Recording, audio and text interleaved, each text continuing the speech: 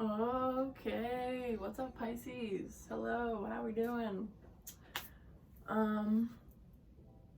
Seems like this is a month for you guys full of some good lessons. You're going through it a little bit, but we're gonna get there. I don't know, as always, take what resonates and leave what doesn't. This is for the whole sign of Pisces, and no Pisces, like just with everything, like everyone's a little bit different, so take what resonates with you, you'll feel it in your heart, and leave what doesn't.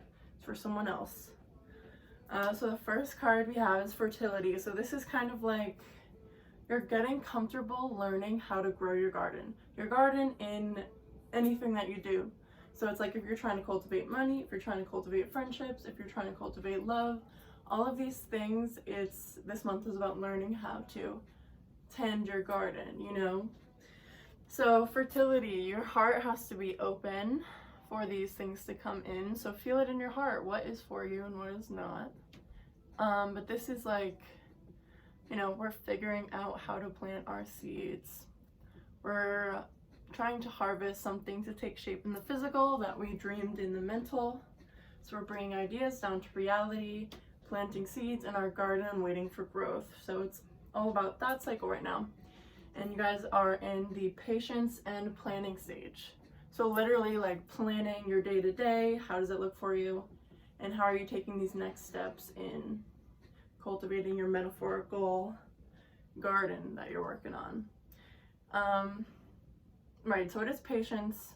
So it's like slowing down, getting your ideas together, getting a plan together, having it take shape.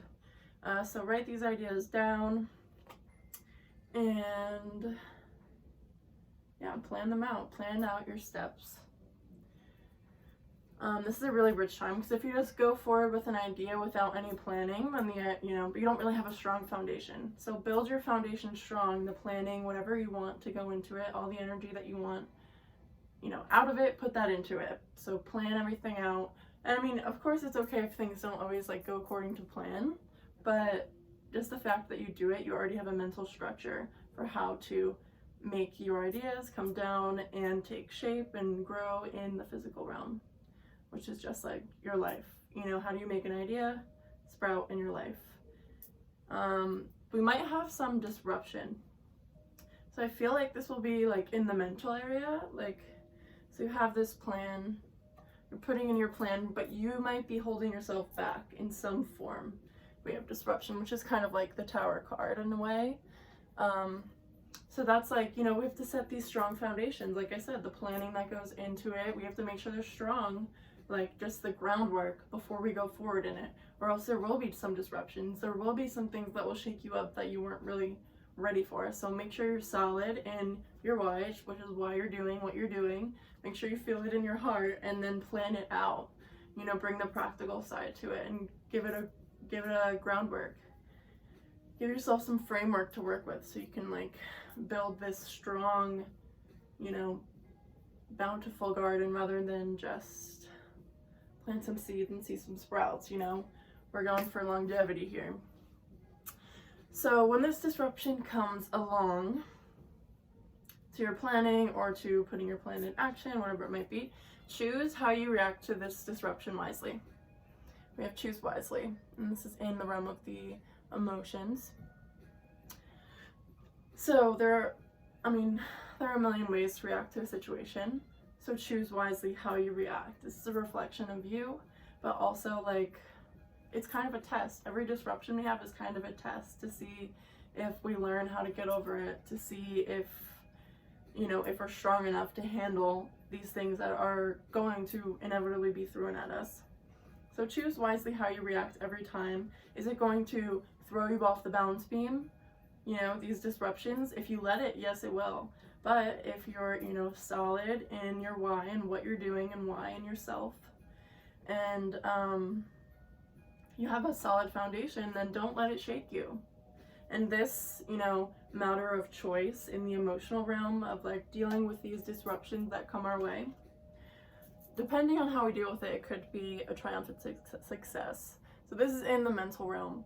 So like if we do decide to choose wisely on like how we react to situations, how we react to things that try to set us back, if we react in a way that's, you know, if we're solid in ourselves, if we don't let it waver our balance, then you will have success, you know, then you will have learned that lesson. It makes you stronger spiritually and mentally and, you know, kind of in every way. If you can get over these little bumps in the road, you're building your strength, you're building your, you know, your confidence, you're building, you know, you're evolving as a soul, you know what's gotten you through before, so you can do that again. You know, you're kind of building all this wisdom. So if you do choose wisely, big success, you know, but that's up to you. We have moving on. So moving on from old mental habits, like I said before, if we choose wisely, it always is a choice on how we react, even though it might be a little hard, but like there are keys. So then moving on. So moving on from the ways, maybe we're taking this seat of awareness. We're recognizing the way that we used to react to something, and now we see it show up in our lives again, and we're faced with the choice. Will I react how I used to react?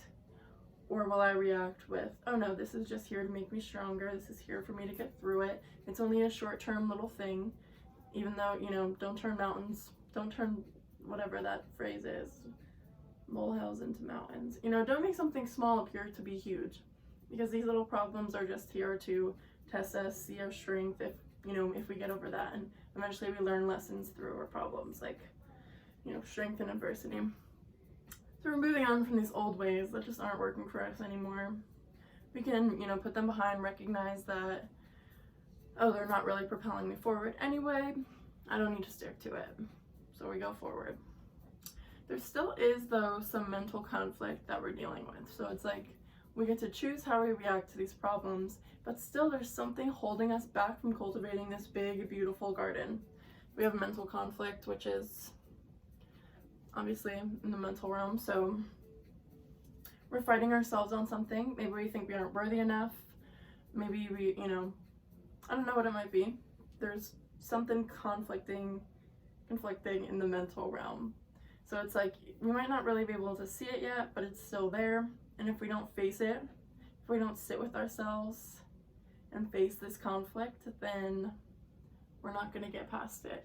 You know, you can ignore things like that through distractions, through, you know, whatever it might be, but the more you face something, the more you just sit down with it and you're like, why am I feeling this way? What are my motives behind why I'm moving this way? Ask yourself more questions. And if we do face this mental conflict, it brings so much more spiritual strength. So like I said before, you're building this, like, these layers of wisdom on you. The more and more you face something, the more and more you go through problems, the more and more you realize who you are and what you're here to do. So facing these problems, spiritual strength, you're building up this kind of, your energy field, you're building up the knowledge you have and what you're learning in this life. Like, you're evolving, honestly. But it shows, like, some of these conflicts might be trapped in fear, which could be setting you back from putting your plans in motion. So fear is just, you know, like overthinking. You could be overthinking everything, and overthinking puts us in a cage. And it's just like, you know, hold on, let me just grasp what I'm trying to say. So fear can put you in a cage, but like, don't you want to feel free? Once we realize fear is just thinking about doing and not actually doing, then we could be like, okay, I'm thinking way too much. I've put myself in this cage. And now getting over the fear is realizing, I don't need to put myself in a cage. I don't need to think and overthink about what I'm doing and if I'm good enough for it. I just need to more focus on doing it, you know? So it's like actually putting your plan into action rather than like, you know, overthinking can be like hard to get rid of. Not even get rid of, because it is a thing, but like once we learn how to maneuver through it, then we can maneuver through it the next time it happens, you know? So it's like we're building these skill sets up. Once you realize it's all just your mind trying to restrict you, trying to see if you will learn from your past experiences with it. You know, we don't want to feel restricted, and we certainly don't want to restrict ourselves. So once we realize that maybe overthinking or thinking about things, or, you know, that aren't even real, that don't exist yet because we haven't done them yet, then, you know, that's just silly. Do first. You can think while you're doing, but just like, you know, I feel like the balance between that. The balance, yeah, okay, here we go. The balance between thinking about doing something, which builds all this extra floof around your energy layer, and actually doing. Us in our full power, us when we know what we're doing and why, we have our plan in place, we're following our plan, we're not thinking about all the things we can't do, we're just doing, you know? So like the balance between those two. Balance between thinking about it, thinking about the logistics, thinking about if it will work for us realistically, thinking about the time management, sure. We'll save that, you know, we can think about that. We're not going to let the thoughts that aren't real, I am not worthy, I cannot do this, I don't have the resources, I don't have the time. No. Okay, no. We're gonna do it. We're gonna do it. We're getting through this fear. Yeah, and like I said, it is about bringing a balance to this. And this is another like ding ding ding lesson, okay? So we're balancing thoughts and doing. We don't need the bad thoughts. We don't need all the thoughts that tell us we're not good enough, because we are good enough. You have all this potential and ideas and everything inside of you already that you need. You have all the tools, like the balance card. He already has all the tools. He's been through it. He's learned. Now it's time to use them resourcefully. So your thoughts and ideas, tools. They don't belong to you. They just come to you, you know. We don't need to claim them. We don't need to claim the thoughts of feeling unworthy. We just need to take our ideas as inspiration, as fuel, and do. And then once we do have that, I see towards the end of the month, you'll start like finding your people more. Once you actually start doing and realize, oh, it wasn't as scary as I initially thought it was, then you'll find we have love begins, spiritual union, and partnerships and alliances. So love begins, that could either be self-love or love between, you know, you and a potential partner or whatever it might be. But once we get through these lessons, we can be at the point of balance to see these other opportunities coming in, these alliances, these connections, these spiritual unions. Right, so love begins, like I said, that could be between you and you. It is number one. It is kind of like this new growth, realizing that we don't have to do this alone. Two, spiritual union. Those came out together, so it was kind of just like, I don't know, something sprouting in the heart. I see it. I love that for you guys. And then partnerships and alliances, so romantic or not, finding more people that kind of fit in your crowd, fit in what you're trying to do. You'll start seeing like those connections later in the month. But from now until then, we're doing some work. We're doing some mental work. We're getting through it. We're learning big lessons. So props to you guys. Your two spirit animals for the month. I have a deer. So the deer is like that nurturing, you know, deer kind of reminds me like after winter in like the spring. It's kind of like a dewy, misty spring morning. A deer comes out and it's like the grounds are all fertile for gardens to grow, and the world is all new and shiny after like the snow subsides and ready for like all these buds to grow. It's kind of like that energy of like this nurturing, like it is kind of like that fertileness of like the grounds of spring. So if you just take that metaphorically, you know, nurturing and the beginning of something, but also seeing it as like that fear, you know, the fear that we're getting through, kind of like that deer in the headlights of like, okay, you know a car's coming. Are you gonna jump out of the way, or are you frozen in fear? Being frozen in fear, like the overthinking rather than the doing and putting your plan in motion.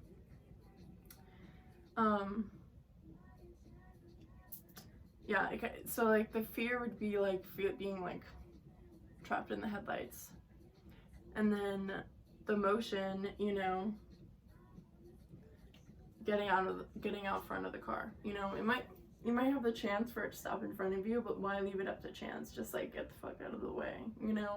Like being trapped in fear could ultimately lead to your demise. So let's start feeling free. Let's free ourselves of the fear. Let's free ourselves of the restrictions we place upon ourselves. And the shark is like that looming, it's like if we don't deal with it, we're just gonna keep feeling the tension, and it's gonna keep bringing us down. Because, you know, it's like that tension feeling of like if you're in a boat and you know a shark is below you, you don't know what moves they're gonna make. It's just like, oh, I could feel this like tension, scaredness. You know, we need to face it head on. And be like, okay, this is limiting me. I recognize that I'm limiting myself by these beliefs, and I choose new beliefs that fit me better than these limiting ones I have before. So we're kind of moving through that energy. We're building our confidence, our self-worth, and also recognizing that we don't have to do this alone. We're finding the balance between thinking too much and letting it kind of defeat us, and thinking about the plan, the logistics, and then setting it into motion. You know, once we have our plan, once we know what's fueling the fire of our energy of what we are here to do, then you don't need to overthink. You know, you already know what you want to do, and you can do it. You have this body for a reason. It's a vehicle to go and do what you want. So lowering the volume on the overthinking, hiring the volume on the doing. January, Pisces. Let's go get them.